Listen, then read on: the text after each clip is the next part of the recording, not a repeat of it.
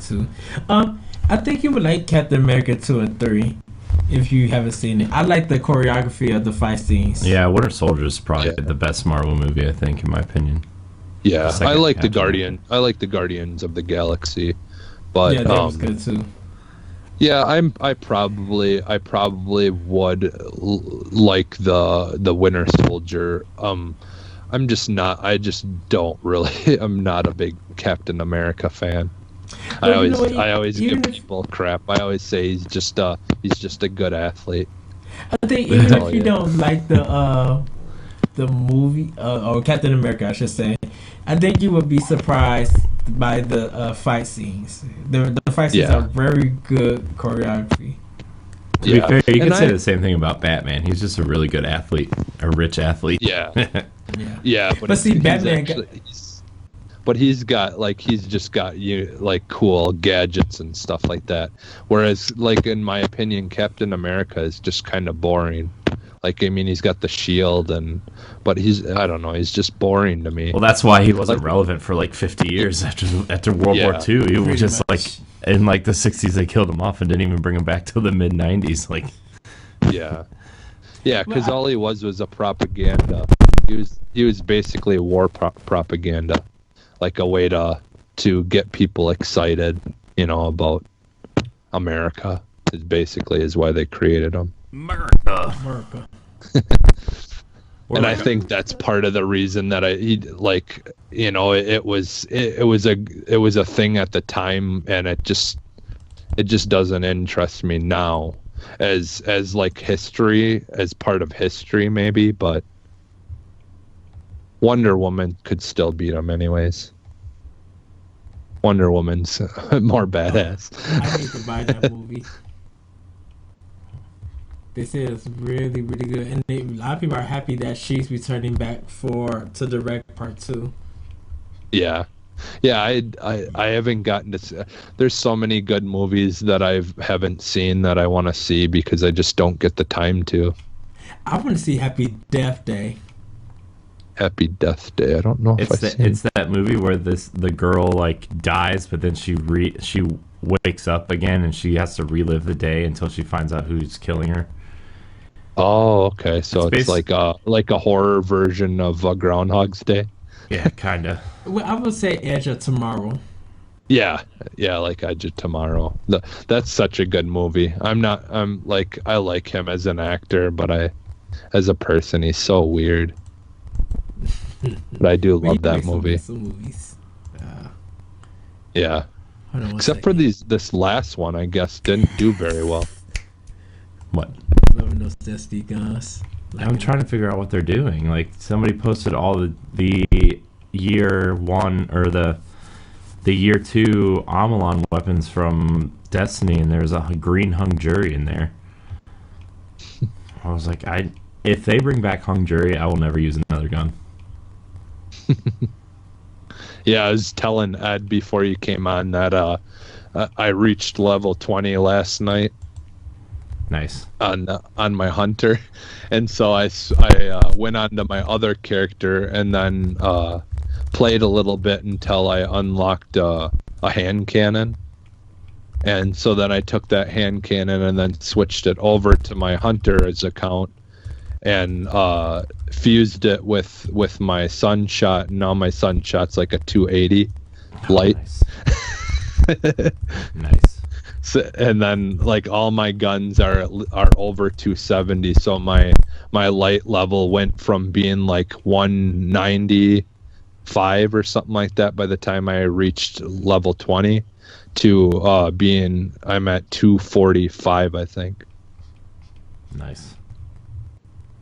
So that's the nice thing is the grinding you really only have to do on one account, and then once you do the grinding and you get everything, a whole bunch of high level guns, once you put those in and then transfer them over to your other characters, you basically can push it to drop high level armor and stuff right away then. Yeah.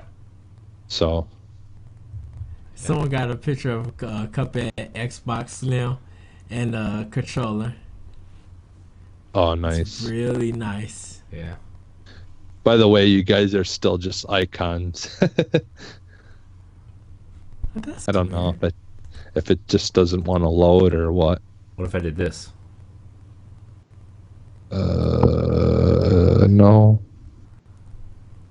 Because we can see you. Yeah, Ed's going to be an icon because he's using my thing. Yeah. Yeah. Yeah, no, I don't see either of you.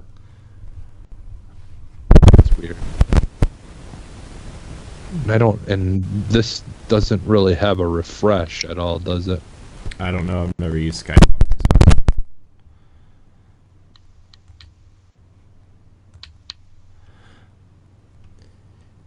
Should I hang up Here, and call back? let me see. No, that didn't do anything.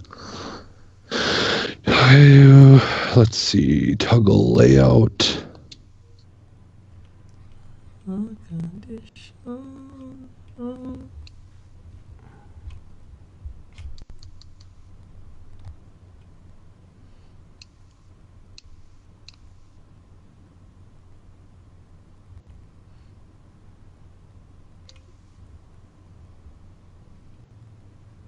Yeah, it's still.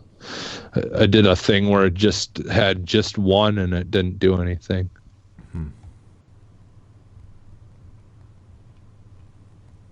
Weird.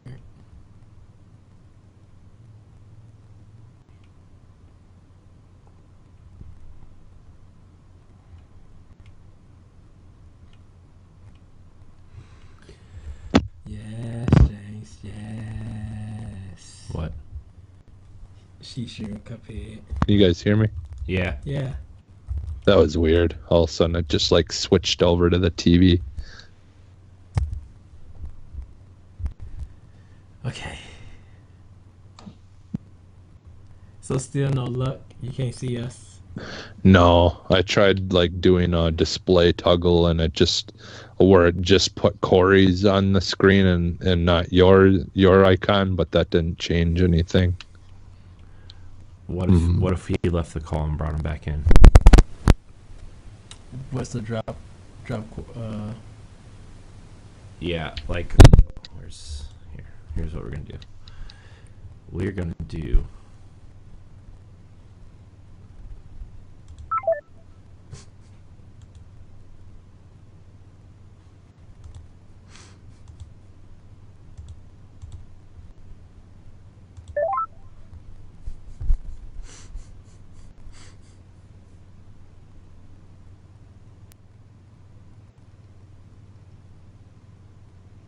Hi, Jesse.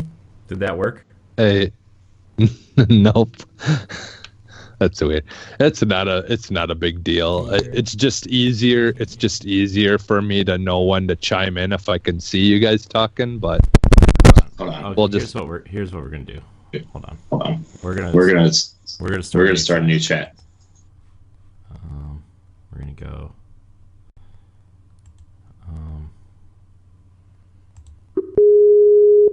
And then we're gonna add.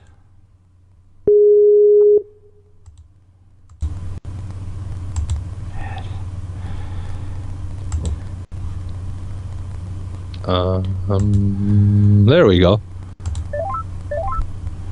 There we go. That's better. Yes. Okay. Good. Okay. Good. Everything is a-okay. Right? Yeah.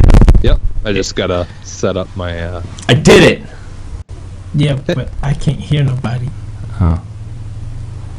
He'll be in here in a minute. See? There you are. Maybe. Retry.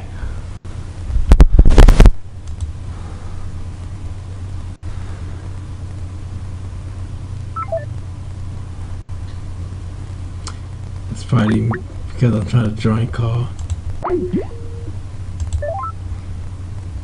Do you want me to accept that or? Yeah. Okay.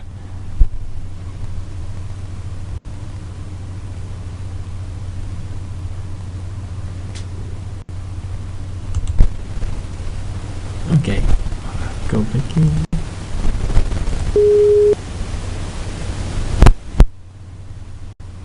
There we go. There we go. Now it's working. Yeah, I'm trying to add Ed to the call so he can hear what you're saying. Oh, okay. It's not letting. It's just the workaround that we're trying to do.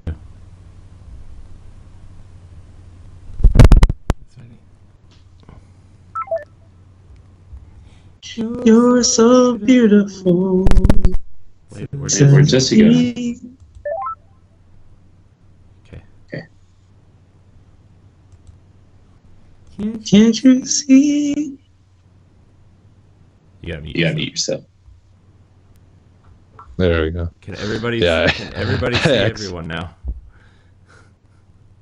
Can you see us, Yep. Jesse? Yep. Okay. It's loading up, but I can. Yeah, I kept on switching over. Okay. You can hear Jesse. I hear Jesse. I hear you. I can hear Jesse. I can see Jesse. Ed's right here. I don't need to see Ed. Okay. Ready to go. Yes. I'll try to keep it down though, Ed, so you can not be distracted by my voice. We'll just leave it because it's now all of a sudden it froze on you, so you guys are frozen on my screen, but it's all right. Can you throw up your X, Jesse?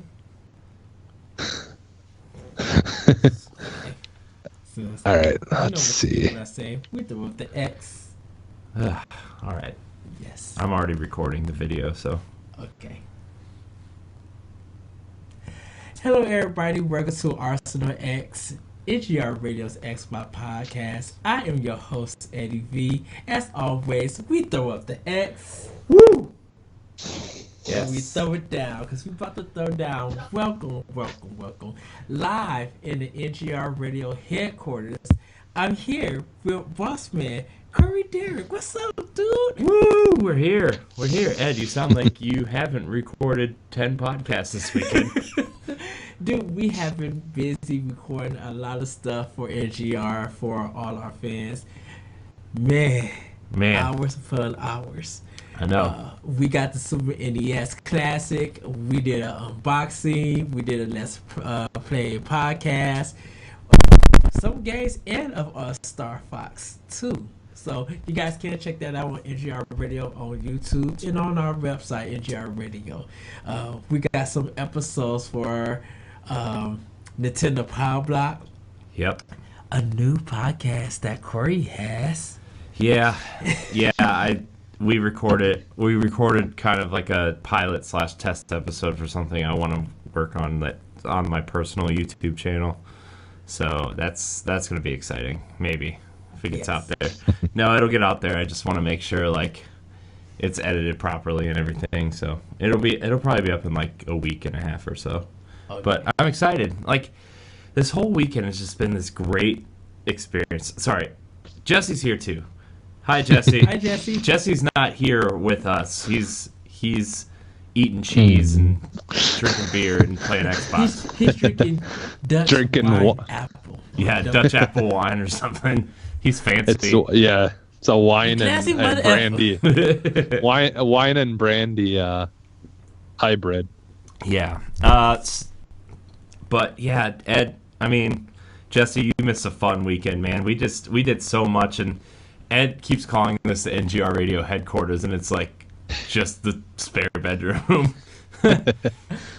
But man, this has just been a fun weekend, and this is kind of like the cap of the weekend. You know, this is the last podcast we're recording, like literally together. We're gonna try to record some Let's Pod and Plays after this until you leave. So, but man, this has just been a fun weekend. It's been a crazy weekend, and I've eaten more this weekend than I have in the last like 3 weeks. Ed's made me fat. That's always the case. Yeah, but it was good. Whenever you get with people that you don't get to see all that often, you end up wanting to go all the different places and see everything. And yeah, it's been fun though. It's been real crazy. And then we got like 10 minutes into an episode of this show that me and my wife watched called Ghost Adventures, and we decided that it's probably not a show for Ed. I can watch it, but I'm going to have commentary too, because my hood self comes out, I should say. But Ed refrains from being white for a minute. Oh, because I literally jump out of my black skin and was just letting the TV have it all together. Commentary. Yeah, but it's been a good time. We hung out, recorded a bunch of stuff. I have my Halo Master Chief helmet over there. Like, I brought a whole bunch of stuff because I thought we were gonna have more time to record stuff, and we haven't recorded like half the stuff we planned. So, but it's been really fun, and I'm kind of sad that you're leaving in like 4 hours. I know. But yes, everybody, I once again want to thank you, Corey, for having me, for inviting me. We've been planning this like for almost 2 months, and I like in August just made the decision, like, you know what, I'm going to see Corey. I'm making this a vacation, and I got so stoked that when I bought my tickets, I was just like, it's happening. Like, when the day comes, it's happening. And when that week, we was just like planning what we was going to do. And then the day came, and once I got on the train, I just like, yes. Yeah. Yeah, I stayed up later than I normally do. Like, probably by like 3 or 4 hours every night. I'm usually in bed at like 10:30, 11, and like this week it's been like 1:30 to 3 o'clock in the morning. I'm just like, woo. But yeah, man, this has been a fun weekend. But we still have some work to do. Yes. We got some work to do. So yeah. Yes. Yeah. Hi, Jesse. Hey. So everybody, hey, you know what? I don't want to hear it. Jesse went to it looked like a pizza buffet this weekend, so I don't want to hear it. Yeah, I went to pizza. We go to Pizza Ranch every time my in-laws are in town because it's my father-in-law's favorite. So now, is it a buffet? yeah. You like I've been to like, what is it, CC's? I think we went there once, and when we were in Florida, and it was seriously, I don't know how you can screw up pizza, but it was awful. Like, I literally didn't eat any of it. It was so bad. And then we had another place around here. I forget what it was called now, but yeah. Then this place came along, and they have amazing pizza. But I go there. This is a place I told you about a while back because they have amazing. Like, their fried chicken is like seriously the reason that I go there. I love it. So good. Like, I love a good fried chicken. It's like, yes. Better than pizza if you do it right. But yeah, it's sweet. Like, when you get there, you can tell them right away that you want whatever kind of pizza, and then they'll make it for you to order, and then bring it to your table, and then ask how many pieces you want.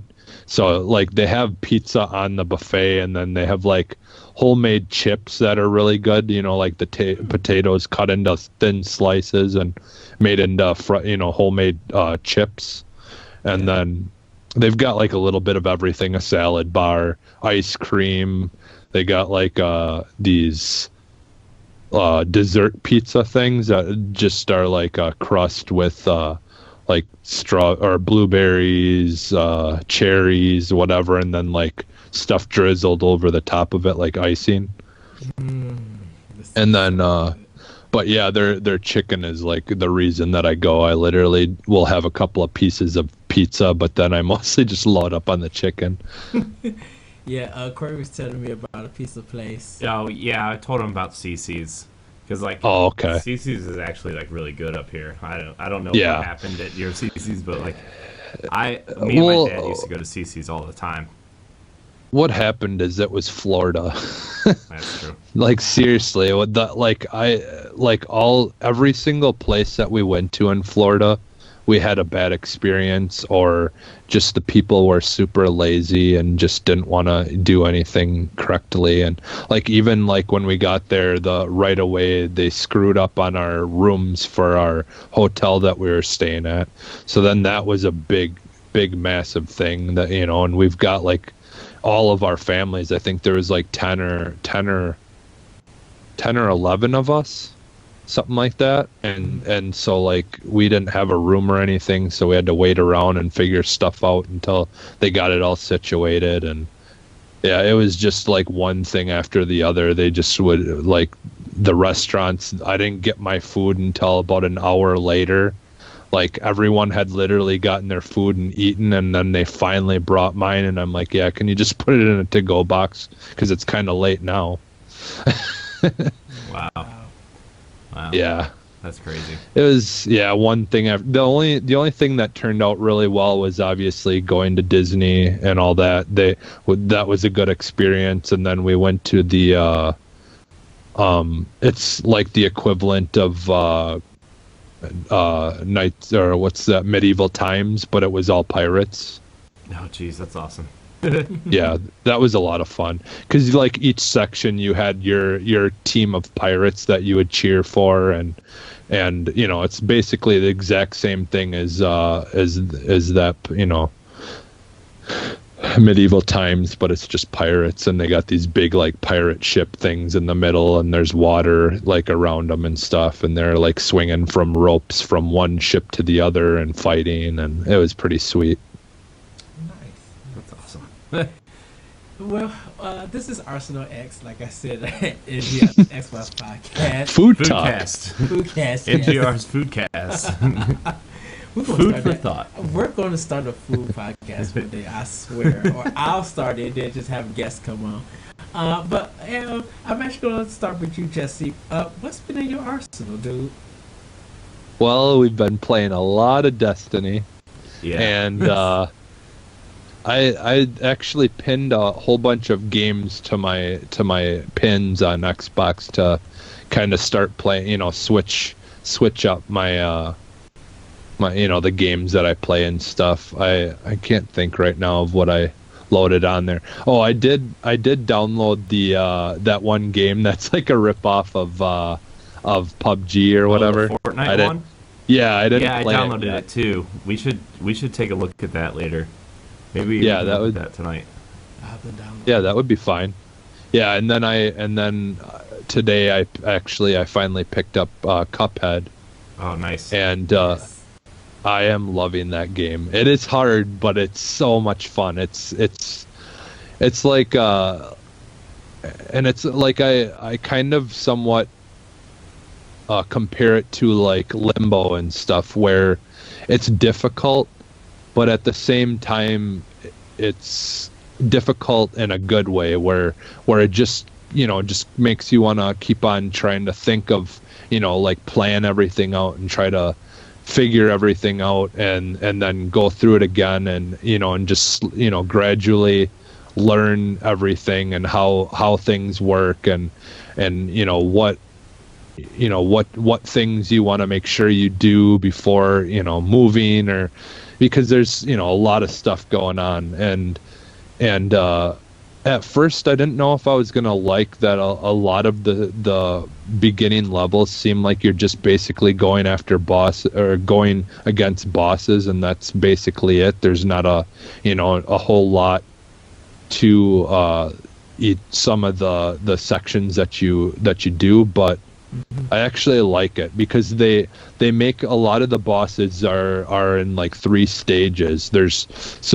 When you finally get used to the like mechanics of going against a boss, then you beat them, and then it starts a whole new, you know, round of mechanics that you got to try to do something different, and then you get used to that, and then you've got to start another one, and then you finally beat them. And one of the bosses I was going against just recently was, I could not figure out what I was supposed to do in the 3rd round, and then I finally figured it out. And then I accidentally figured something out in the 2nd round of this same boss that I didn't realize the first time. and so it's really hard, but it's fun at the same time, and I'm enjoying it a lot so far. Nice. I know when it first started out, it was a game about just fighting bosses, and then with all the delays, they evolved it to having more content than what they thought they would have. Yeah. Game Informer actually did a really, really good interview with the producer of the game. I forget what her name is, and I feel really bad when I can't remember people's names. But like they did a really cool interview, and she was talking about how like they delayed the game when people didn't want just boss rushes; they wanted platforming. They delayed the game, and to fund the game, like everybody that's involved in the studio like owns a share in the studio, which is kind of cool. But like they all put like second mortgages on their house to fund the game. And ouch. And it was like it was really crazy to hear, and I was like, whoa, that's a bad story to tell if your game fails. But I mean, like everybody's excited for Cuphead, and I'm sure they're gonna make their money back like instantly, you know, and more so, you know. Plus, like Microsoft needs Cuphead this fall too, you know, because they don't really have.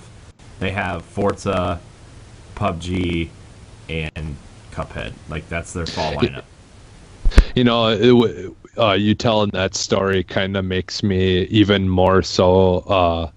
Secretly, I kind of wish that as you're about to tell the whole world. What was that? I said secretly as you're about to tell the whole world on a podcast.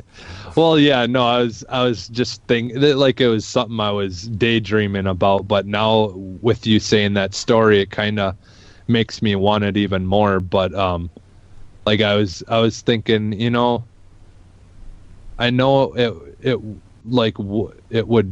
it would benefit Microsoft, but I think it would benefit them even more, and I think it would be super cool if Microsoft was like, you know what, Nintendo, you joined us, and you know, openly with the you know. Jesse, you're muted. Can you hear him? No. He's muted. Jesse, you're muted.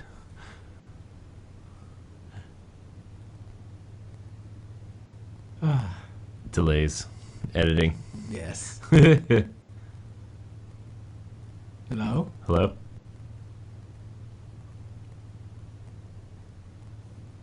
Oh, still. I'm using my controller. I hear you now. Yeah, I was using my controller, my wireless one, and it was because of inactivity. It shut off. Oh. I usually use my wired controller, so that doesn't happen. But I've been having some issues with I don't know. I think that it's just like a cheapy wired controller, like one of the Power A or whatever. Okay. So it's getting used a lot. So you mentioned something about Microsoft and Nintendo. Yeah. I was saying that I was thinking that would be awesome if Microsoft went to Nintendo and said, hey, you know, you guys were, you know, all about doing the cross play like almost instantly and Microsoft be like, you know what, you'll now be able to get Cuphead on Switch. I mean, I could see them doing that, right? Because I feel like out of all three of the major companies, Microsoft's the most open to do that with games. Like, I mean, Minecraft aside, like, I feel like it would benefit Microsoft to put this on other platforms because it would benefit that developer first of all, and it would benefit Microsoft because they would still get a cut of every sale anyways. Yeah, exactly. And this isn't like a system seller game. You know, I mean, Minecraft is a system seller, but it's a system seller in a different way where like that brand is bigger than any one console, you know? And I feel like Cuphead is not a system seller per se, but like everybody wants to play that game. Can I tell you, if that does happen, I feel like Microsoft needs to charge $30. And that's a little bit much, but and everybody said the Nintendo tax or card tax. But Yeah. people will pay the $30 for a physical copy of, Or like a $40 special edition with like a little keychain, like a Cuphead keychain, or maybe a Or soundtrack or an art book or something. Yeah, Yes. they definitely need to capitalize on the art from it and do some kind of like even postcards with like different art, art clips on it Or even or do, something, even do something unique like that. Even do something like Binding of Isaac did, where they give you stickers of the characters Yeah. that you could put Yeah. everywhere. right. And if Or if collecting it's or collectible cards like baseball cards, but they have the the different art on it. Yeah. Yeah. That would be cool too. And it fits the Switch because of just the Joy-Cons switching off. Be like, hey, let's play Cuphead while you're on the go. And then you already have your 2-player right there. Mm-hmm. Yeah, and I think it would be cool of Microsoft to just because of like the story you said, like knowing that they really went all in into making this game, that it would be a nice way for them to recoup some of that money then and not have to worry about it as much then. Yeah, I would pay $40 for that. Yeah, exactly. Yeah. I'd definitely double dip. Yeah. So have you played anything else, or because we'll get to Corey on what he's been playing. I'm going to talk about what I've been playing. Then we'll get to our big game that we've been playing before we get to Arsenal's. Yeah, no, I haven't really played anything else. I guess I did. I think I did play Siege after that update. I played it a little bit, but I didn't really get a chance to do too much with it. So Okay. Cool. Corey, what have you been playing?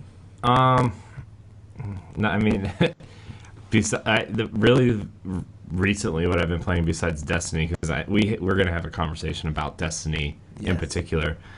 I mean, really, the things I've been playing are FIFA on Switch. Yes. FIFA on Switch is really amazing. Yes. I mean, like, I was honestly like, Jesse. If I know you listen to Pal Black, so you'll probably hear my extended thoughts on that. But like, I was blown away at the work EA put into this engine for FIFA on Switch. Like, yeah, side by side, you can tell that the Switch or the Xbox One version is superior to the Switch version. But not seeing the Xbox One version, if you would have told me the version I was playing that was on the TV was the Xbox One version and not the Switch version, I would have believed you. Like, that's how good it looks. And it's the best playing EA Sports game I've played in over a decade. Like, it's very responsive. Even the menus, like, you can fly through the menus. You can, like, you pass when you want to pass. You sprint when you want to sprint. Your character goes, I did it again. The players go where you want them to go. And it just feels really responsive and tight and good.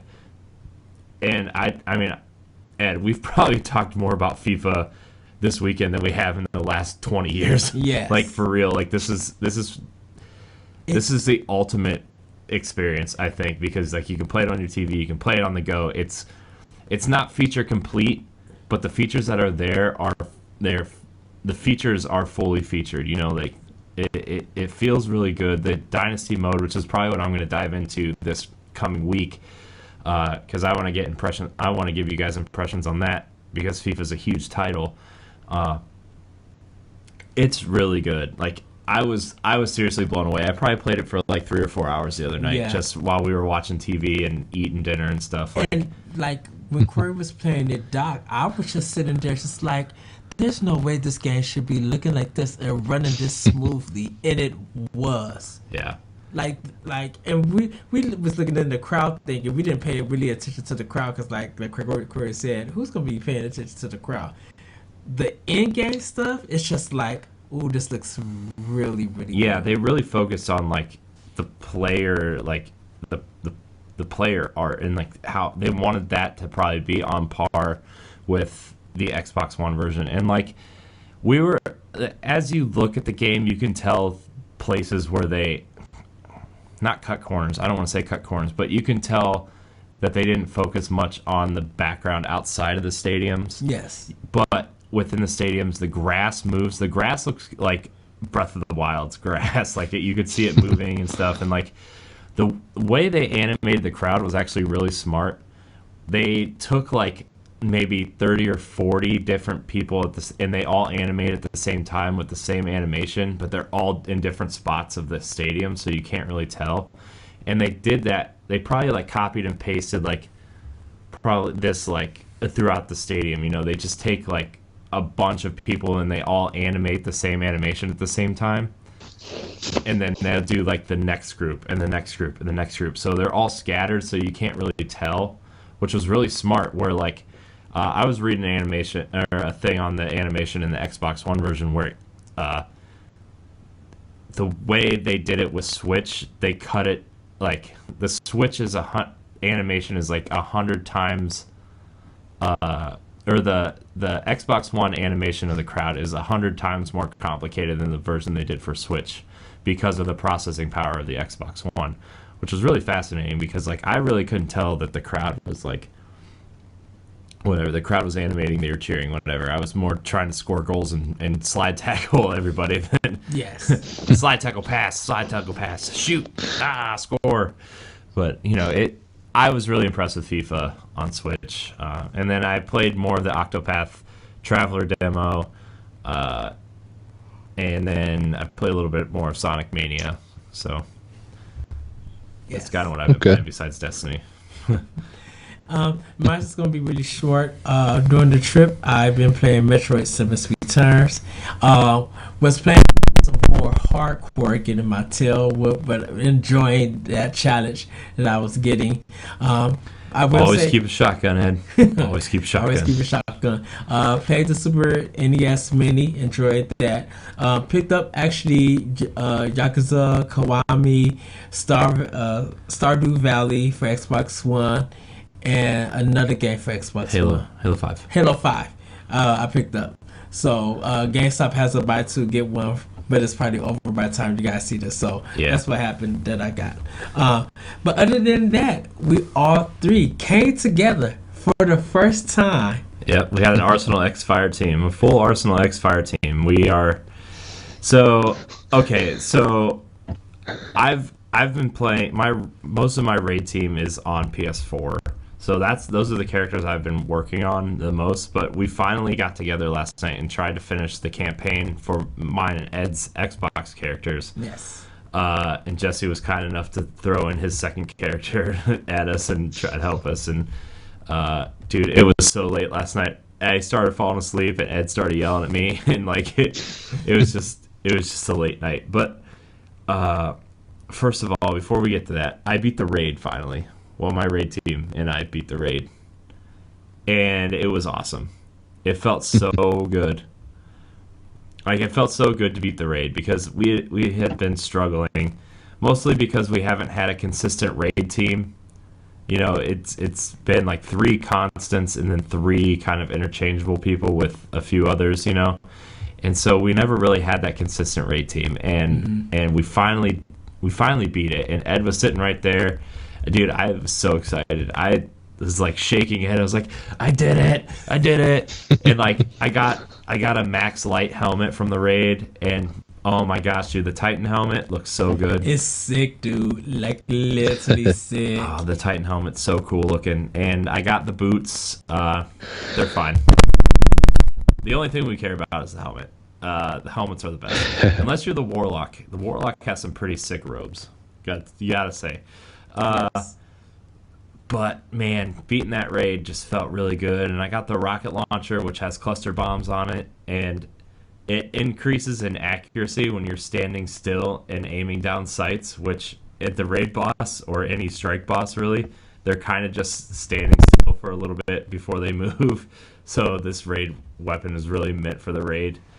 Okay. So I got a lot of cool stuff, and it was just really exciting to finally put the raid to bed, you know, because like I'm not gonna lie, we were struggling, like, you know, raid team aside, we were just kind of struggling, and it's just been rough for everyone to like can't play as much as they want because, you know, since Destiny 1 came out, like, a couple of our friends got married, a couple of them have had kids, like, everybody just can't play as much as we want to. So it was really nice to beat, and now that we have the mechanics down, it felt really, really good, and we feel like the next time we're probably going to beat it in under 2 hours and just keep cutting it down until that prestige raid. So nice. But yeah, dude, last night was an adventure. Yes. So we did. For me, it was Ed, my first strike. Can I ask you something? Yes. Why don't you dismantle anything? Ed opens his menu, and every slot. Now, mind you, okay, when you're at the end game, when you're like level 280, 290, 300, I expect your slots to be full of weapons you expect to use. Ed hasn't even beaten the campaign yet, and he opens his menu, and all of his squares are filled up with green and blue weapons, except for like his sunshot. And I'm like, Ed, what are you doing? He's like, oh, I'm gonna keep it because I think I'm gonna use some of this, and I'll dismantle it when I need something else. No, it's a thing that I keep I just collect them and then I check them, and then I was just like, I'm in the middle of battle, so I don't stop. This is how I grind in role playing games. Like I keep stuff until I need it to. Where there's time for me to like sell and everything, and I just have a habit of just getting stuff, and I don't even think about like dismantling it. Dude, every time I pick up an engram, I don't care if people are shooting at me. I press pause, I open my menu, and I'm like, is this better? Nope, dismantle. I have a habit of just because it's me, everybody. It's just me. It's just Ed. No, but like I'm just like I don't even think I had more than 1 or 2 weapons in my inventory until I hit like level 250 or 260. Like I just dismantled everything. Mine basically my armor looked that way, except for if I have a exotic, that I keep the best one that I last had just in case I want to put an exotic of a different part on my body. And so that's basically how I have it. Like the same with the guns. If I have a exotic gun, I try to keep a regular one just in case I want to use an exotic in a different slot. This is so funny. Like Corey was busting my chops because he sold everything, dismantled everything, so his stuff is clear. I press start, and he's playing his game. He happened to look at mine. He'd be like, Ed, what have you done? Dismantle your stuff. And I'm just like, and I'm coming up telling him just like, no, but I'm like, Ed, dismantle your stuff. And I'm just here dismantling gear, dismantling guns. And then finally we got to the especially- farm. I was like, Ed, dismantle your stuff. We had to wait for him to start the next mission. And if you don't, you won't be able to pick anything up. It'll all be in your mailbox thing. Yeah, and trust me, going to the postmaster is annoying when your stuff is full. Yeah. So, but then you bust my chops some more. You be like, Ed, you gotta go to the farm and return stuff. Yeah. I was like, Ed, you gotta talk to all those people with blue crowns on it. He's like, why? I'm like, because we can do the next mission. Because everybody these adventure missions, I try to clear them all, and we're just like, we don't got time for that. We got Well, time to the do thing this is like you can clear them all, but they all come back the next week. Like they're never gone. They just come back. I know that, but I'm just like in the moment that I'm playing the game, I just want to get them kind of out of the way. It's happy when I do it, but I just always forget, like, people are new to Destiny, and I just always kind of forget that, like, sometimes you're playing with one of those new people, and this time it just happened to be Ed, and I got to see his whole inventory screen. Yeah, and it's just a matter of time, putting the time he's put in versus, because I've put enough hours in that I've learned everything now. So because I've played the first Destiny, but I didn't, like, maybe I was like level 9 or something like that. I just didn't get into it. So I kind of stopped playing it, and I didn't really experience anything Destiny, to be honest, from the first one. So I really, it was like I was playing for the first time. So Yeah. But- Man, dude, I this weekend I just got all those feelings that came back when like my old raid team was like super into Destiny 1, like the Taken King. Probably like the year the Taken King came out was like the biggest year for us because we were all kind of like playing. We were literally playing every night, and we were all doing the same stuff every night. We would raid 3 times a week. We would do all these things together, and like even playing with you guys last night kind of just brought back all those feelings of like, man, this is what like we should be doing like every night. Like we should be playing through missions and doing strikes and playing some like doing our Crucible milestones and like running the Nightfalls and stuff. Like it was just awesome, and I can't wait to get my Xbox character leveled up now because like, you know, as far as my PlayStation characters, I have 2 characters that are raid ready. So like I'm just gonna keep that for a while. I wish one of them was a warlock. I started a hunter because my thing is like I want the hunter achievements, so I'm playing as a hunter on PlayStation until I get those trophies, I guess. Get those trophies, and then I'm deleting the hunter and making 2 titans and a warlock because I want to double down on my titan stuff because titan's my main. Okay. Titan Master Race. Hashtag Titan Master Race. Hashtag. I'm always a warlock. Like even like my friends, we started a long time ago. We started Dungeons and Dragons characters, and I'm a mage or whatever. So I'm always a magical warlock or a mage or whatever. Nerd. Nerd. Do you is your warlock? Does he throw cheese? Can he just magically whip up cheese? Yeah, he's got like one of those Spider-Man those web shooting things that you put on, and he's got cheese whiz in them. Nice. I used to eat cheese, but then I got fat. Listen, I still eat cheese. That's why I'm fat. Ed and I are making a series of T-shirts of things we used to do, but then we got fat. That was our big joke the whole weekend. So instead of that, I used to clean my house, then I got high. Ooh. Yeah, that song. So I just change that with, but then I ate cheese. Yeah. Then I ate cheese. Then I ate cheese. Then I ate cheese. and then you got. First I ate some cheese. Then I got fat. Then I melted some cheese on a burger and got more fat. Got more fat. I don't know. Well, we did a strike, 2 strikes yesterday? Yeah. We did the arms dealer strike, which is, I don't know. I think that strike's a little too long. I think you should be able to get in and out of a strike in like 10 to 15 minutes, and that strike, like, I understand when you get higher level, like the strikes go by faster, but like still, it's, I don't know. Maybe I'm just used to being higher level and running them. Yeah. Because like I never really run strikes until I know I'm overpowered and can run them faster. Yes. So.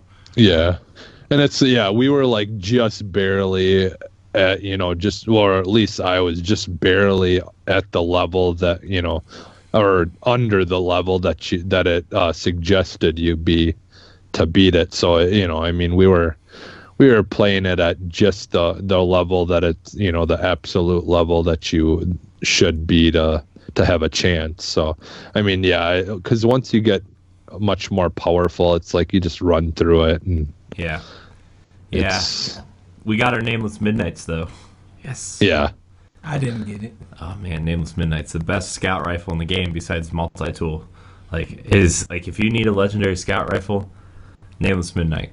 On PlayStation, I didn't get it until I did some, like, when you do strikes, you level up your Vanguard. You get those tokens for Zavala and level up your Vanguard. That's how I got mine the That's first time. probably why I didn't get it. Oh, best part? Got Uriel's gift. Yeah. right after the raid. Like after I got all this amazing gear, the last thing I did on PlayStation that night was run a couple strikes and turn in some rep. And I got Uriel's gift with my hunter, and I'm like, yes. So I transferred it over to my Titan and fused it right away. I was like, yes. It's just like this. Yeah. For people who don't know, Uriel's gift is a high rate of fire. It's a high rate of fire with super high stability auto rifle. So it shoots like 60 something. It has 60 something bullets in a clip, and shoots really fast. But like you can shoot in a straight line without actually having to like alter it. It doesn't have a lot of kick to it, so it's so good.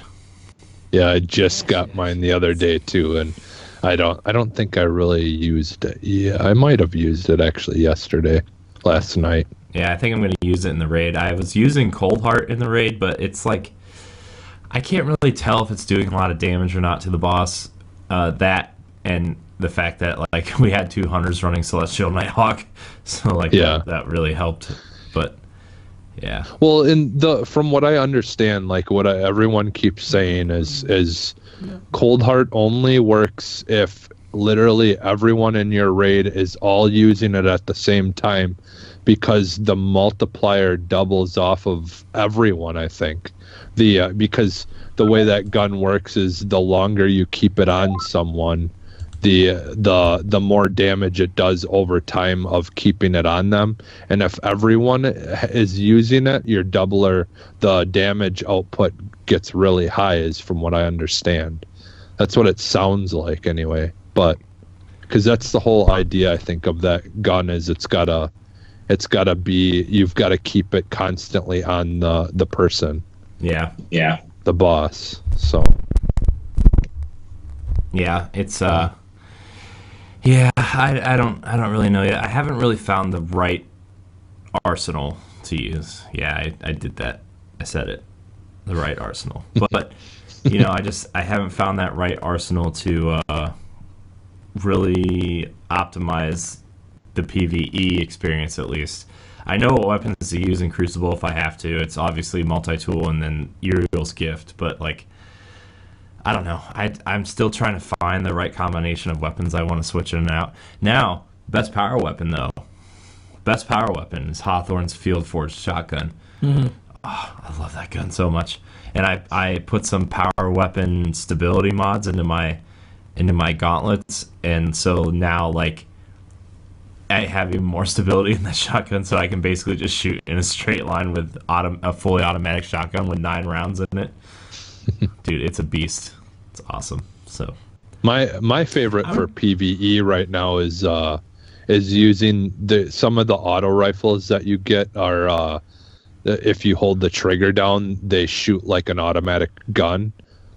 And I like having it as my energy weapon, because then like when you've got the guys with the shields on them, it lays waste to the shields almost instantly, because you're shooting, a high damage shot, repetitively. So like usually I'll use that to clear the shield and then pull out my kinetic weapon to finish the actual guy off. Yeah, I've been using mini tool to clear some enemy shields. Yeah.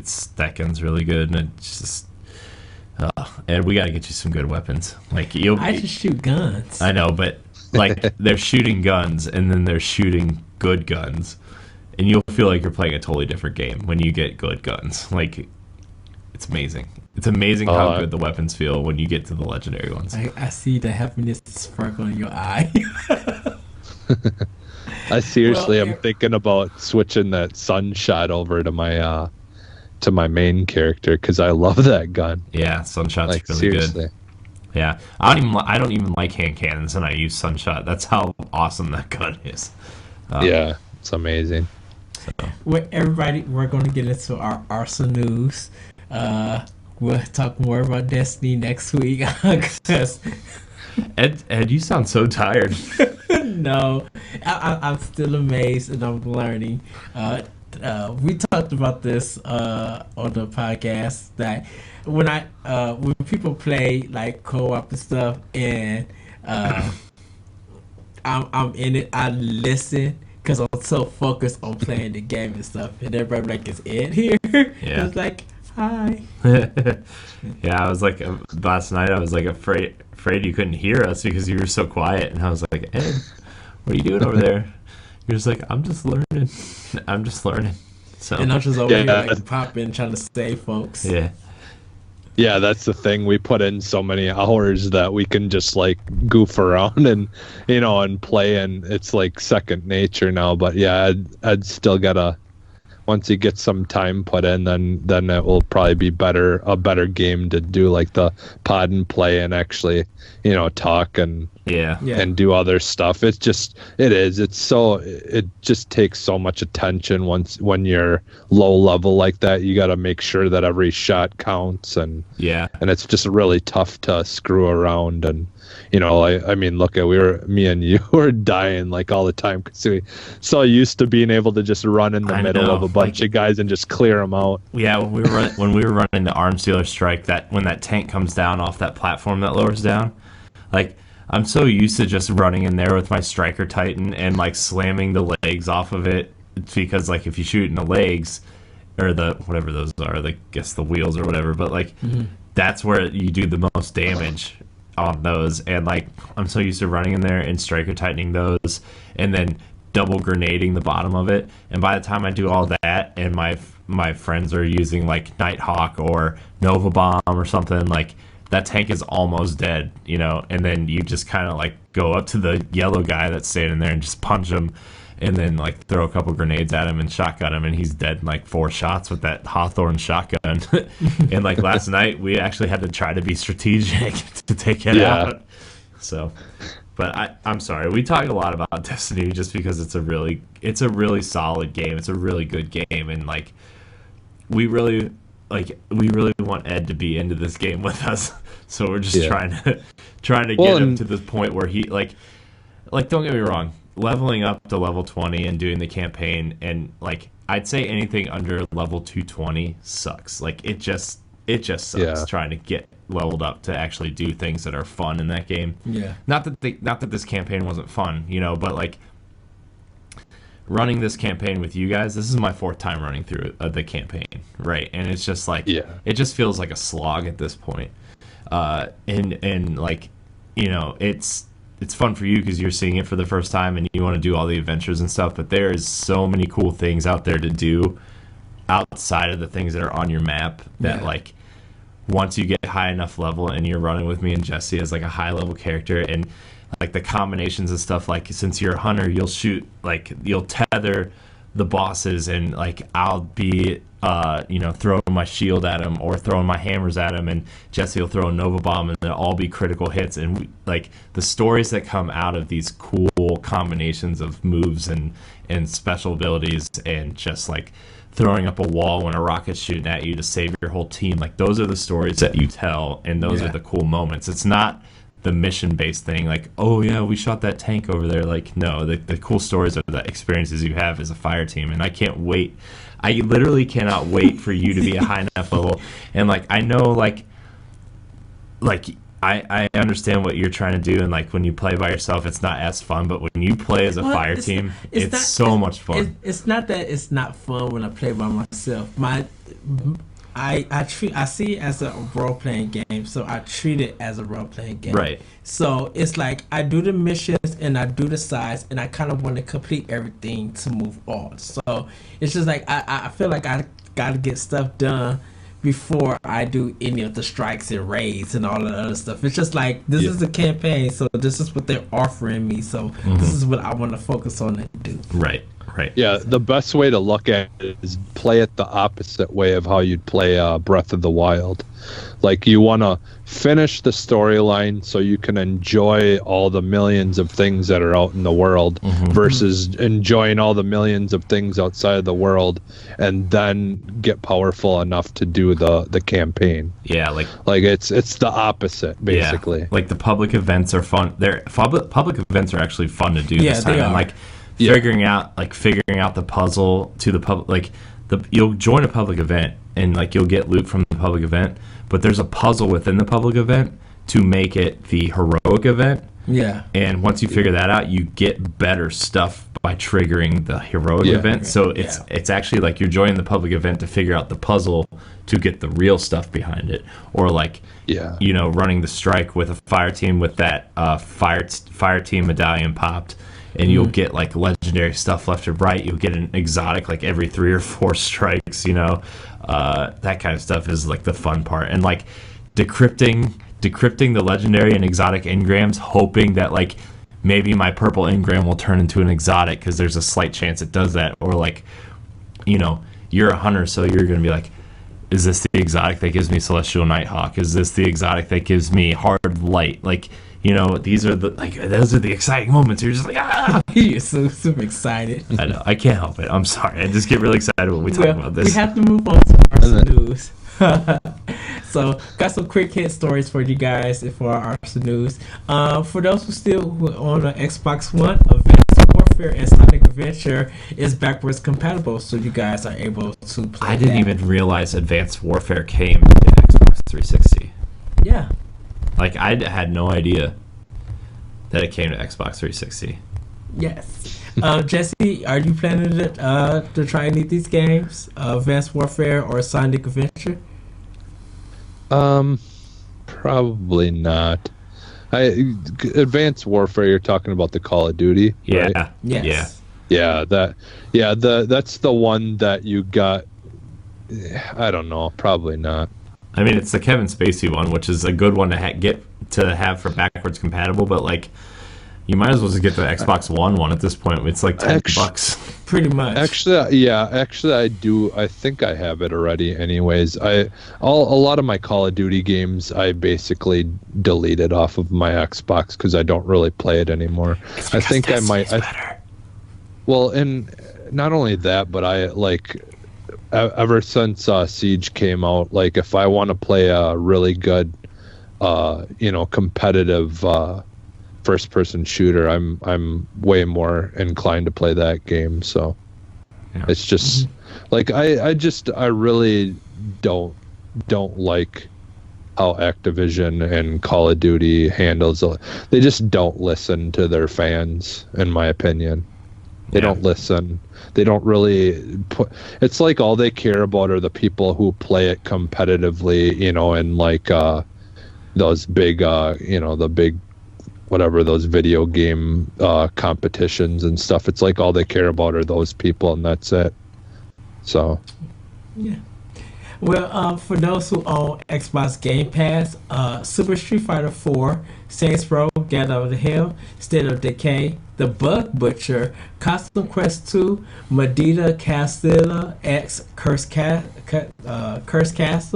and Towers of Guns is available for your Game Pass. So if you guys have that, Maldita Castilla is really awesome. It's basically like an easier version of Super Ghouls and Ghosts. That's what it is. I mean, even if you just want to buy it straight up, I think it's like $8 or $9. But if you want a really good like side-scrolling adventure game that feels like Ghouls and Ghosts, like that game is awesome. I bought it like because I was listening to IGN's Game Scoop, and Damon and Sam were talking about it, and they did a Let's Play of it, and I was like, that looks really cool, and I actually bought it right away, and it's actually really fun. So I do highly recommend that game, even if you don't have Game Pass. That game is awesome. Oh, nice. So yeah, and definitely State of Decay. Yeah. If you haven't played that yet, that is such a good game. Is it the Xbox 360 version, or is it the Xbox One version? It might be the Xbox One version because it's on the Game Pass. Okay. Yeah, it's gotta be. I would imagine. I wonder, do they have like all the add-ons and stuff too? Yeah. Well, usually, I mean, with those games. If it's the Xbox One version, I think the Xbox One version automatically came with all those. Yeah, that's right. It did. It came with the expansions. So good. So, Ghost Recon Wildlands PvP mode will be going live October 10th. I'll probably try it out because I got Ghost Recon and I kind of want to see how it is. Ghost War is what it's called, and it's about 4 versus 4 multiplayer death matches. players choose from 12 different classes and hunt down the other team using enemy marking, suppressing fire, and taking over command towers to flush out the other team.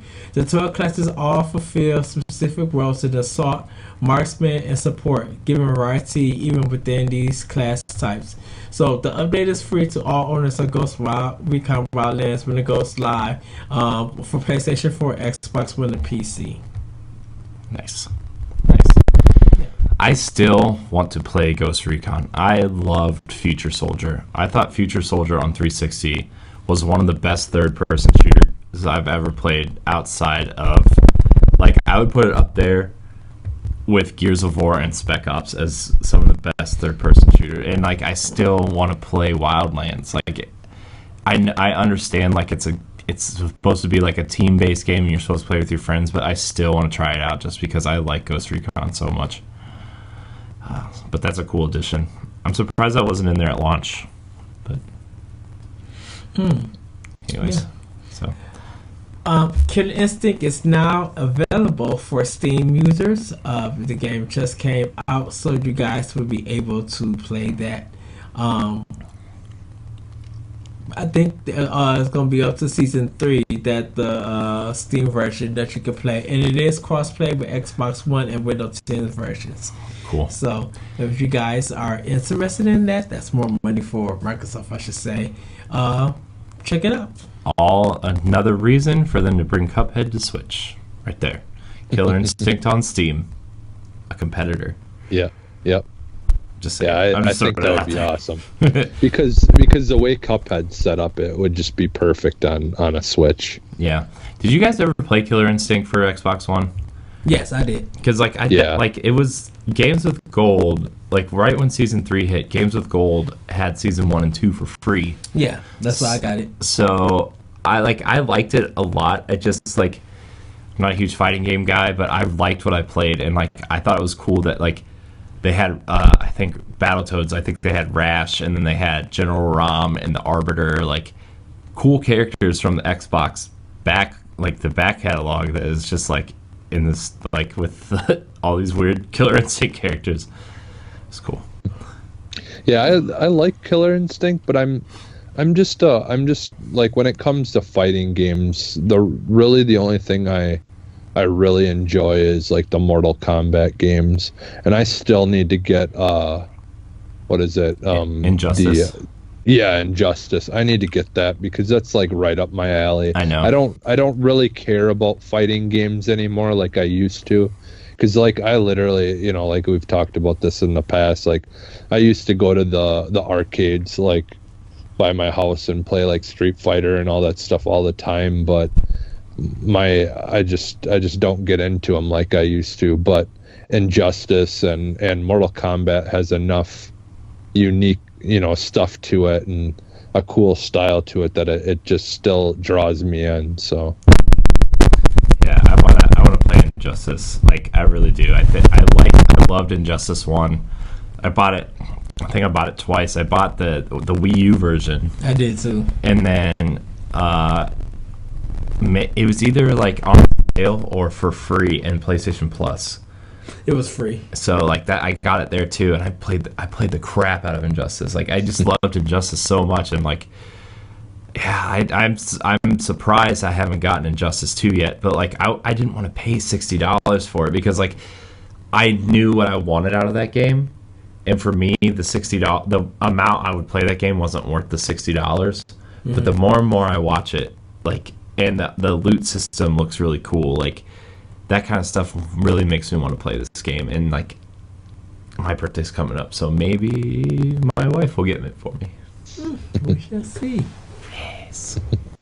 Yeah, I'm the same way with the Naruto games too, because like I like them and I know I'd enjoy them, but I wouldn't play them enough to pay full price for it. Yeah, that new Dragon Ball game looks awesome. Dragon Ball FighterZ, like. I don't know. I've never watched Dragon Ball Z. I don't know anything about it, but like just the way it looks, the animation and stuff looks really cool. Yeah. Jesse's like, nah, thumbs down. I just can't. It's one of those shows I just don't understand it. I just don't understand why. You have to grow up in the 90s to like really understand it, I should say. But I did too. I was surrounded by it. I mean, everyone. It's like, oh, it's the best. Oh, it's like I don't want to watch. I know they've changed it and it's gotten better, but like I've tried to watch it and it's like one episode charging up a power attack. The next episode still charging up that attack. Third episode thinking about using the attack. Fourth episode finally use the attack. And it's like, seriously? Like, well, how is this fun to watch? I just didn't understand it, but I know like everyone, like I'm in the minority for not liking it, but I just couldn't get into it. Like I liked a lot of the characters, but it just the storytelling and like how they did the stories just didn't do it for me. But well, we do have some sad news. This is reported that Volition has laid off some employees.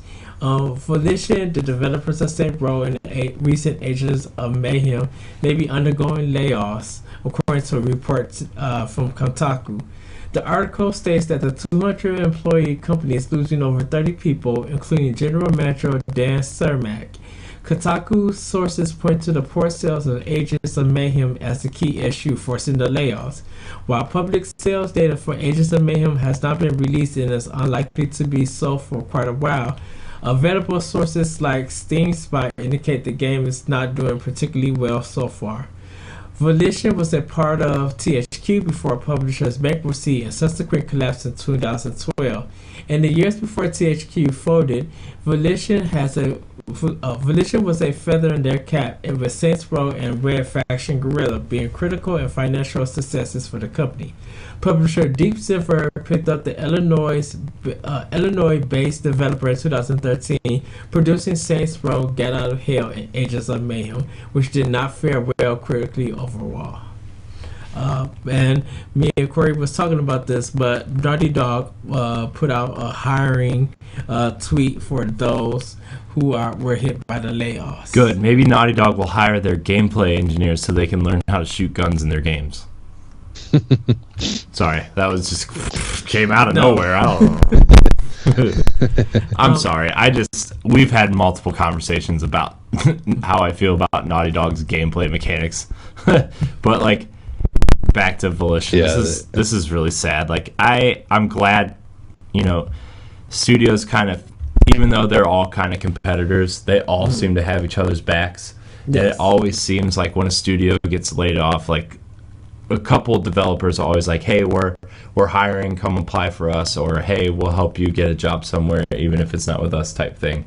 So like that's really cool to see, but it's just sad that like a studio that's so like people love their games, people love Saints Row, especially like 2 and 3, and then they did a couple Red Faction games, and like that's just it's. What was the indie game everybody goes to? Everybody's Gone to the Rapture. Yeah, I think that developer also the Chinese dark. Room. Yeah, their studio's not closed, but they laid off everybody except for the 2 founders, and they said that they're just trying to figure out what to do next because they were expecting. I think like either they were expecting funding from a studio and they backed out, or like that's what they were hoping for and it just didn't happen or something. But yeah, I feel bad, man, because like those games, like even in the Chinese Room situation, they were the studio that pioneered the walking sim, right? Yes.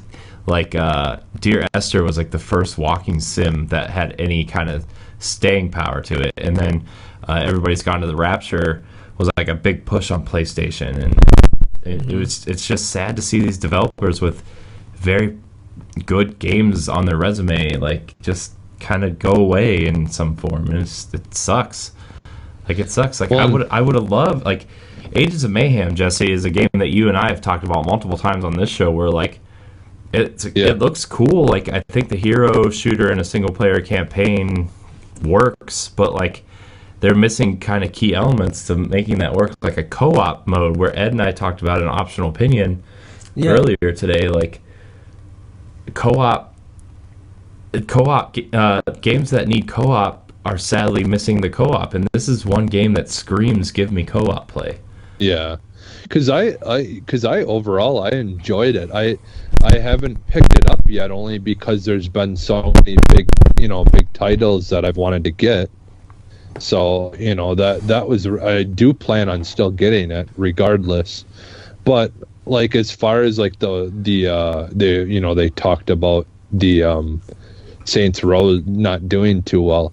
Like my big problem with some of the last Saints Row, like the one where you had the superpowers, that was the last one, wasn't it? Yeah. Well, the Gat Out of Hell expansion, I don't know, was kind of the last one. That was just the DLC, but the actual game is Saints Row 4. Yeah. Yeah, and that's the one where you had superpowers, isn't it? Yes. Like you could fly everywhere. See, like when I play that kind of game, like part of the joy of playing those kind of games is finding the weird, rare vehicles to use and goof around with that. But they gave you superpowers, and it's like there was no reason to drive a car in that game because you could literally jump from one end of the map to the other without even touching the ground if you did it right.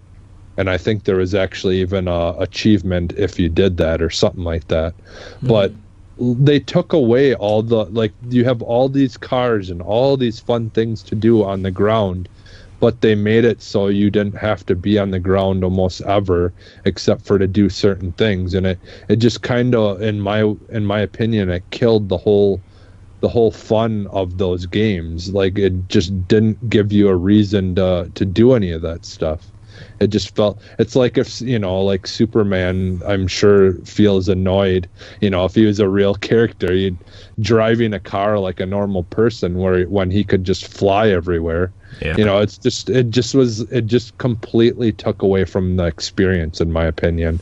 And it just kind of made it boring over time once you had all your power-ups, and it just didn't do it for me. So I don't know, maybe that's why it didn't do as well, but I just feel like just something about it, it lost all the fun stuff that all the other ones before it had. Yeah. So plus, like with Agents of Mayhem, I feel like if people wanted a hero shooter, they were playing Overwatch competitively because this didn't have any multiplayer. Or if they wanted a single-player experience, like maybe a lot of Xbox players were waiting for Crackdown. It kind of was stuck in this weird place where, like, the fire behind hero shooters is kind of gone now, right? We saw Lawbreakers kind of take a nosedive. Like, even though Lawbreakers is a good game, like, I've played it, it's a good game, like, technically sound game. It's just like, but everybody's playing Overwatch, so I'm going to go play Overwatch. And we saw Battleborn kind of take a hit when it came out with Overwatch, and I kind of feel like this kind of had that same thing where, like, oh, it's a hero shooter but Overwatch is out, or it's an open world destruction game but Crackdown's coming out, and so it was kind of stuck in this weird space. Plus with no co-op, no competitive multiplayer, like, that probably hurt it too. It just, I don't know, it was a cool idea that just didn't seem like it was finished. So yeah. Well, the thing driving that game is the story and the like the interactions and things like that. Like the stuff that unless you play it, you really won't appreciate it. So I think that's and that's part of the trouble. That doesn't always do well for a game if it's something where you've got to even if they would have a free play for it or something. Yeah. Where people can try it and actually, get to know the story a little bit. And I think that's the thing, is there's just too many things that are kind of confusing people about it. And when it is story driven, for the most part, unless you really are looking into it, it might not interest you at all. So yeah, unfortunately, it's just kind of one of those purgatory games where the people who do play it and have played it probably enjoy it, but if you don't, you won't really care to look into it. Yeah. Well, everybody, that was our Arsenal. So now we're about to get into our Arsenal exchange. Yes. This one's going to be kind of a really cool topic. If you go to Game Informer, they kind of released their top scored games of 2017 for right now. So they go from silver, starting with 8.5, to a platinum, which would be a 10. So one of the games that they have is Thimbleby Park, which is also coming out to Switch game. But I heard this game got like a lot of good press, a lot of good talk about when it came out. Jesse, have you looked at it and tried it? Which game was that? Sorry, you cut out a tiny bit. Park. Oh, I didn't. No, I haven't seen that one at all. Okay. But what about Resident Evil 7 Biohazard? They gave it an 8.5. 8. That's I still haven't gotten to play it, but I'm kind of. It's up in the air. There's a possibility I might be getting a PlayStation eventually, and I kind of unfortunately want to wait and play that game. If I do play it, I want to play it in VR. So, but you're one of those people. Yeah, because it just feels like that's the way it's supposed to be experienced. It just feels like it's made for it. But nope. Yeah, you can count me out. I want to feel like I'm there and actually maybe finally play a game that's scary that will actually scare me. Well, I know for me, I own the game. I would actually give it a 9 because it really was good. They got the horror feel of the game right. That first person perspective, like on how the game starts, was like really good, really spooky. Be like, oh, you're in for a ride. So I feel like they succeeded with that. But I would have gave it just a higher, like a 9. So moving on, for the 8.75, they gave 1 second. Golf Club 2. I've never heard of that. And Pro Evolution Soccer, they gave an 8.18, which surprisingly got an 8.75. Yeah, I mean okay, so like I said at the beginning of the show, I haven't played the Xbox One version. I've been playing the Switch version. But I mean, just for like the 5-6 hours I've played, like I said, FIFA is one of the best controlling EA Sports games I've played in a while. It's one of the best versions of FIFA I've played since probably the GameCube. Because when I had a GameCube, me and like I said on Pal Block, my cousin and I were obsessed with FIFA for like 4 or 5 years straight. We were obsessed with FIFA. And I remember like that generation, GameCube, PS2, Xbox, like that was the generation that EA Sports kind of hit its high point. Yes. And like I still say that the PS2 Maddens are still the best Maddens. And like I would say the same thing about FIFA, because like I own FIFA 14, 13, whichever one came out on Wii U, I own that version too.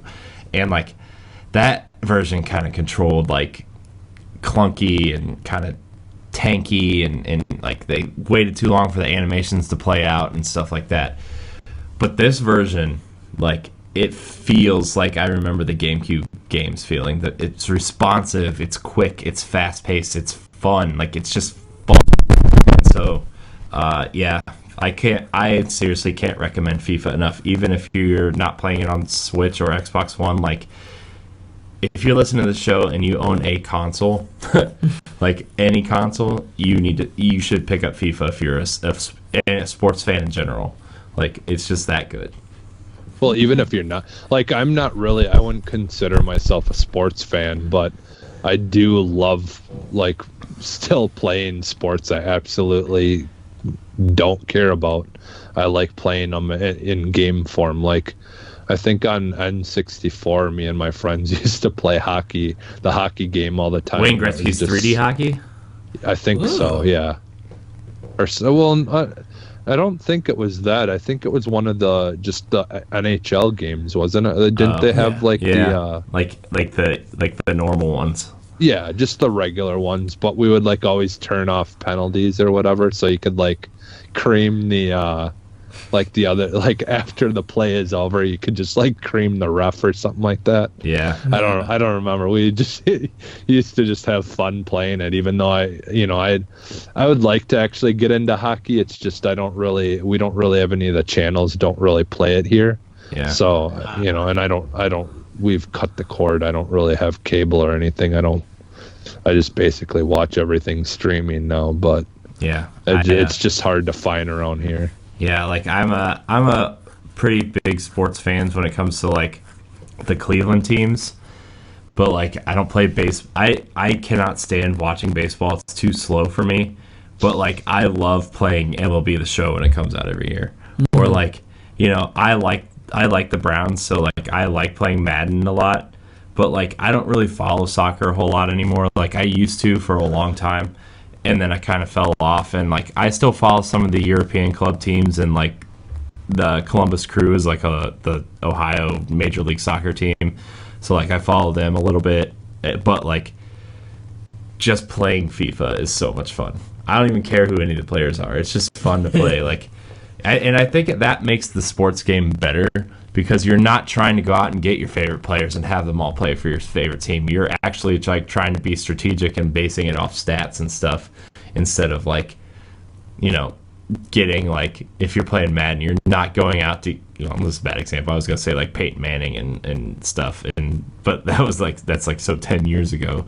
But I mean, you get the point where like it makes the game better because you're basing your team off of the stats of the players instead of the players themselves. Mm-hmm. So. Yeah. Well, moving on to Nice, which is their goal, Destiny 2. A little high. I don't get me wrong, huge Destiny fan. 9's a little high. I would have given it like a low 8, just because like. Wow. Well, look, they made a lot of the things that are fun to do irrelevant, which is like breaking the game. Like. You can level up to like really high light level without ever running a strike, without ever going into Crucible. Mm-hmm. Like you can do public events, and you can do like, I mean, you can do the milestones. I guess require you to do strikes and Crucible stuff, but like you can literally get up to the soft cap, which is about 270, without ever running a strike or doing Crucible. And that's broken. Like that's just bad game design, right? Wow. Because like the strikes are really fun. Like they made strikes really fun and really engaging and really like light raid like. Yeah. And nobody really gets to experience them until they have to, because they've designed the game where like not a lot of people ran public events in Destiny 1, so they made them kind of put them front and center in this game. And don't get me wrong, public events are fun. But, like, if you're gaming the system and want to level up as fast as you can, you're not doing strikes or Crucible or adventures. Like, you're doing public events, and that's it. Which is what I did. Like, I leveled up to 269 without running a strike or without playing Crucible. Wow. So, like, there's some adjustments that they need to patch in. But like the faction rally stuff is cool, but then again, all you have to like that system is broken because there's 3 lost sectors you can go into to get the reputation tokens for your faction. Yeah. And you just run out and run back in and run out and run back in and run out and run back in. And, the loot cave. Yeah, pretty much, but for faction rep instead of engrams, So like that's still broken. So. I mean, there's some things that they need to work out, and I'm sure over time they'll fix those issues. But overall, like, Destiny's a great game, and it's fun to play with your friends, like we talked about for the half hour earlier in the show. But yeah, and 9's a little high. Okay. 9. Well, and I'd argue too that like even if they did do that, like you said though, there isn't much. They don't give you a whole lot of reason to do the strikes and stuff like that. What they should have did is made the strikes the place you want to go to get up past the 270. To get just enough to be able to run a raid, right? And then the raid be where you max out your character to 305. Right. Or what they should have done, like what they did in Destiny 1, where it was like you run 3 heroic strikes in Destiny 1. Like they separated them into Vanguard strikes, which are the normal strikes that we're running now, right? And then they had heroic strikes, which were a little bit harder than the normal strikes, but gave you better rewards. It was like a difficulty between the Nightfall and the normal strikes. There's like this nice middle ground for higher level players to feel challenged. And what they did was like, hey, you have a chance to get powerful gear by running these heroic strikes. Your first 3 heroic strikes you run, you get powerful gear for the week. And I think that's what they probably could have done in Destiny 2 to make strikes viable, was like, you can earn powerful gear the first 3 strikes you run this week. Maybe it's only 1 engram or 2 engrams a strike, but you can get powerful gear by running 3 strikes this week. So I don't know. I think maybe they'll implement that system when the light level gets boosted, but for now. Anyway, sorry. We didn't mean to go on a Destiny channel again. I'm sorry. Well, NBA 2K18 also got a 9. Really excited for the Switch version of this game. So moving on to the 9.25. Actually, nothing for Xbox. Well, XCOM. XCOM is on Xbox. It's the expansion, the XCOM expansion. Oh, okay. Part of Exile, the Fallout Orif got one for a 9.5, but that's on Xbox One and PC. That's a Diablo style game. I think it's a free to play Xbox style game, or Diablo style game. My friend Joey plays it like nonstop. Like he started playing Destiny with us, but like the main 2 games he plays are Final Fantasy 14 and Path of Exile. He's obsessed with Path of Exile. And he said it's literally like might be his favorite game of all time because he loves loot-based RPGs. And this is based off the Diablo 2 model of loot-based RPG. Yes. And it's totally free to play. Like what makes this game cool is the developer, like they made the game totally free to play, and it's just a donation based game where like if you want to give them money, you go to their website and donate to them. You don't have to pay for anything for it, and that's why this game is so successful, is because they've gathered this community around this game that they love so much, and they're like, we want more content, so we're going to give the developer money for more content.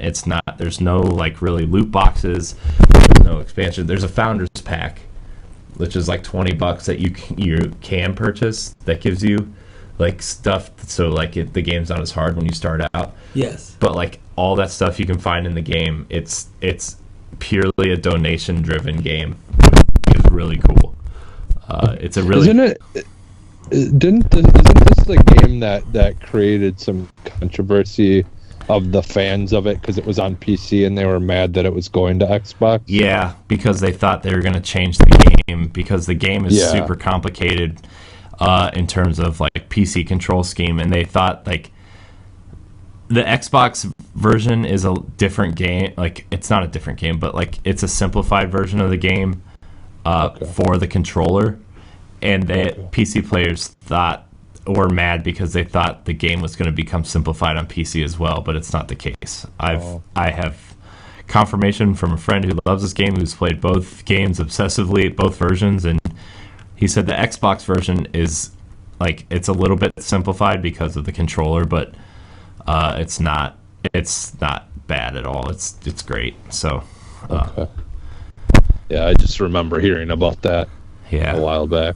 Yeah, I actually want to play it. The sad thing is it came out like 2 weeks before Destiny 2, and I was playing Mario Rabbids at the time, so I never really got around to playing it. But everything, I haven't heard anything bad about that game. Yeah, once I finish Mario Rabbids, which I'm pretty close to. I think I'm gonna probably look into getting the new XCOM. Yeah. Now, this one is a weird kind of rating. Marvel vs. Capcom Infinite got an 8.25. Yeah. Do you think that should have been lower due to the response that people had? Here's the thing. I haven't played Marvel vs. Capcom Infinite, but everybody who I've talked to who's played it says that it's not as good as Ultimate Marvel vs. Capcom 3, which is also available on these consoles. The art is pretty bad. The story is really bad. The only thing that's keeping this game alive is the mechanics are pretty sound, and the Infinity Stones add a level of depth that the other games didn't have, where like instead of 3 characters you pick 2, but you're building your team, you pick your Infinity Stone and then you pick characters that like fit that stone with their movesets, and therefore it makes your characters perform better in certain situations. So, you know, I want to say like I have hopes for this game that it'll come out better, similar to what happened to Street Fighter V. Like, you know, that game kind of got fixed over time, but at the same time, like Ed, you and I talked about this earlier because we were talking about how Pokken Tournament DX sold more, like 10 times the amount of copies that this game did overall. And so like, and that's a re-release of a game that came out 3 years ago on Wii U. So I don't really know, but the fact that a single console game outsold a 3-platform game, and Disney is funding this game and Capcom is developing it, we feel like Disney had a lot to say to push this game out. Yes. Because, you know, there's a lot of Avengers movies coming up. There's a lot of popular characters in this game. Christmas is coming. You know, I don't know. It's an interesting thing, and maybe 6 months from now, maybe we'll revisit this game and see like what's happening. So I think over time, just like Street Fighter V, that once they get like new characters. The thing is like Street Fighter V is a very appealing game to look at. You know, it has a cool art style. The characters are designed well. Yeah, but it had its problems when it first came out. Right, but I'm talking from like, if you're talking based wholly on game mechanics, and visual style, Street Fighter V functioned in those 2 areas, whereas, you know, I hear the fighting is good in this game, but the art is killing the game. Nobody wants to look at this game. And which is why like the Dragon Ball Fighter Z game is getting a lot of buzz, because that game looks phenomenal, and plays phenomenally. So like I don't know, there's just a lot of things, and we talked about, this is a conversation for another day maybe on Power Block or something, but Capcom started out the year so well with Resident Evil 7, and then they took a couple dumps with Street Fighter V and now Marvel vs. Capcom. Yes. And, you know, how does Capcom fix its situation? So I don't know. It's something that we can talk about another day, because we have been kind of going a little long on this episode. But you know, well, I know Darksiders 3 will be the next game people are hoping for Capcom will be able to do and get right. You mean Darkstalkers? Darkstalkers. I know you keep saying Darksiders. I knew as soon as you said Darksiders. Although I am really excited for Darksiders 3. I hope there's a Switch version. But I would love to see like a Darksiders 1 and 2 pack. I've bought in those games so many times. I own that game on every platform I own. Those games are fun though. Yeah. Jesse, let me ask you a question. Do you think that not Halo. Do you think Microsoft had a good year with their games on their platform? Like the games that they've released this year, I think all of them have been pretty solid. Like I mean, it's kind of early with Cuphead here, and they're that's just coming out now. but it seems like a majority, like the people who get it or who understand it anyways for what it is, because Yes. I know a lot of people were complaining that it's too hard or something like that, but I mean, it's if they didn't make it hard, it would be a pretty boring game, to be honest. It would Well, just you be think good of- for the art, and that's about it. I put on Twitter. I was just like, before you play Cuphead, run through Contra and Contra 3. Yeah, we were talking about that when we were playing the Super Nintendo. When we were playing Contra 3, we were like talking about Cuphead, and it was like, make sure you play Contra before you play Cuphead. So, it was funny though. Because I mean, it just it definitely hits that nostalgia of the playing the old games and them not being very easy at all, and making you really understand everything before you can move through the the level, and just kind of slowly figure out all the mechanics and what the the different things that each character is going to do, so you can remember that for the next time. Yeah. But I mean, yeah, for like as far as all the games that they've come out with, I think the only one that I like, it's not that it was a bad game, it just didn't seem like it did very well. And I think now it's doing a little bit better, but I would say like Halo Wars 2. I think people just didn't. I just think it didn't come out at the right time, maybe a little too late. I don't know.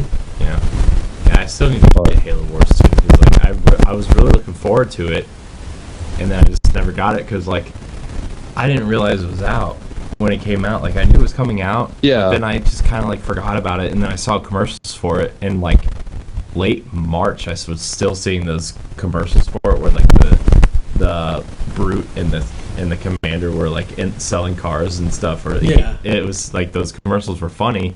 But like I was like, this game's out already. This game's been out for like a month, and I forgot about it. And at that point, I was already playing Zelda and Horizon, and Yeah. the Switch was already coming out, and I was really excited for those games. I was just like, maybe I'll get Halo Wars 2 for Christmas or something, something like that. Yeah, I think. What game was released after Halo 2 that came from Microsoft? Halo, I don't. Tacoma came out. What is that by? That's Microsoft. I think published? Microsoft published it because they have the exclusive, so I think Microsoft published it. I don't really know what else came out. But let me see. I'm gonna look it up.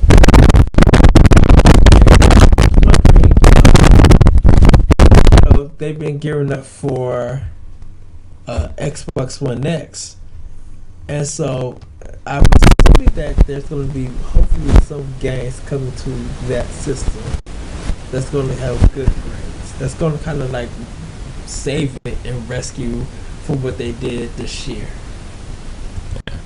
They really haven't had anything exclusive since then.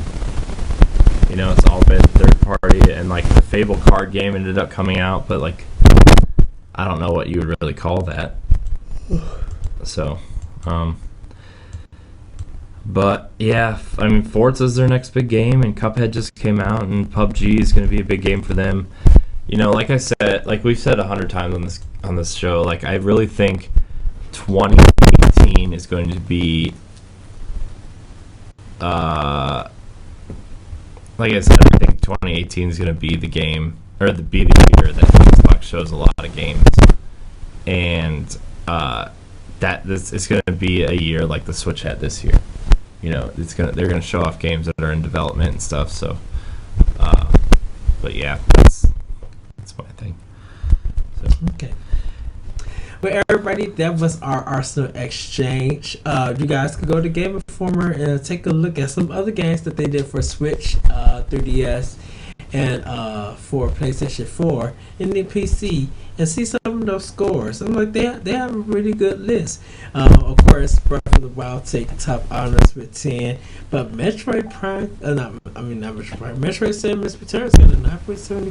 That's high. Mm-hmm.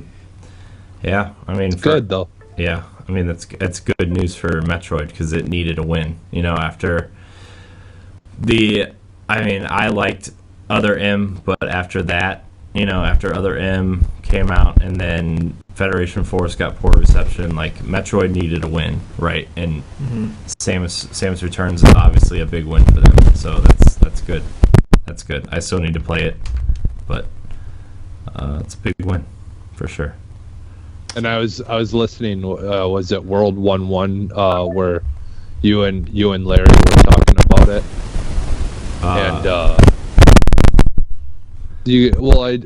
I remember hearing you guys talking about it. Him and Ed, I think it was, and it sounds like the 3D on the 3DS is really something you wanna you know, like it makes you want to use the 3D for the 3DS because it makes it a little bit more enjoyable.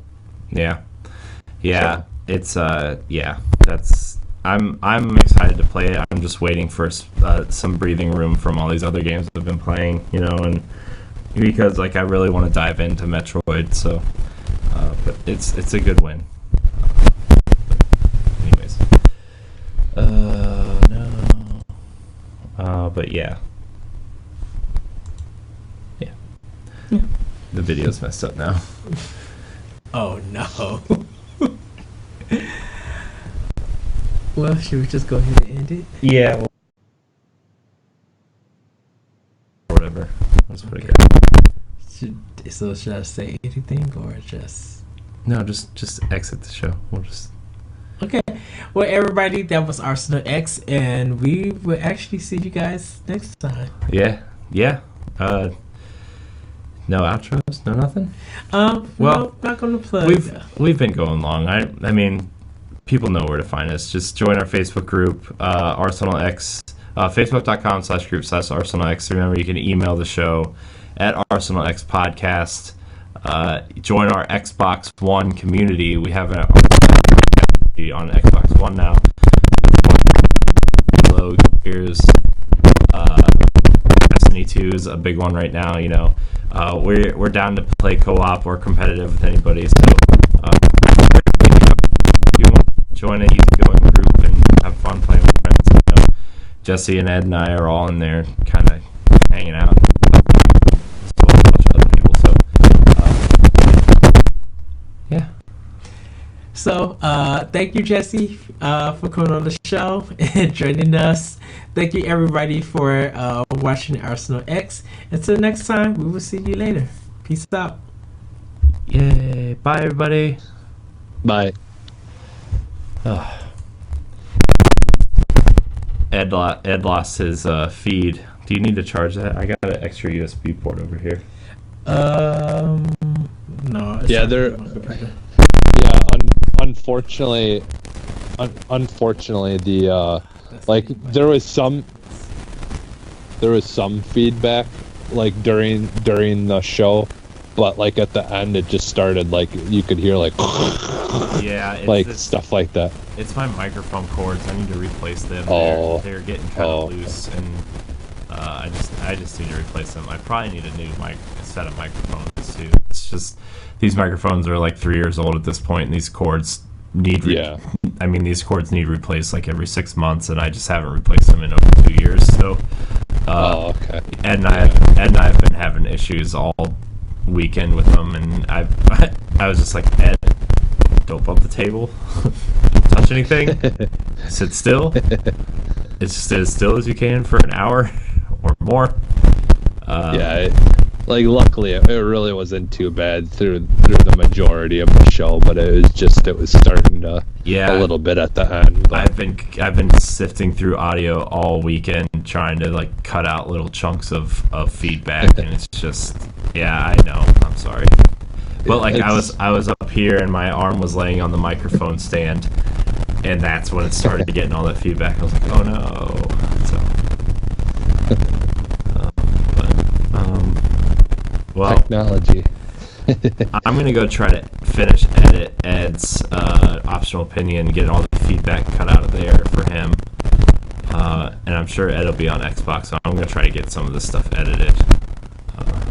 But I have to take. We're gonna be up for a while because I have to take Ed to the train station in about 2.5 hours. Okay. So, but we'll just jump on Xbox and talk to you there. Okay. So, all right, Jesse. See you in a little bit. All right. Yep.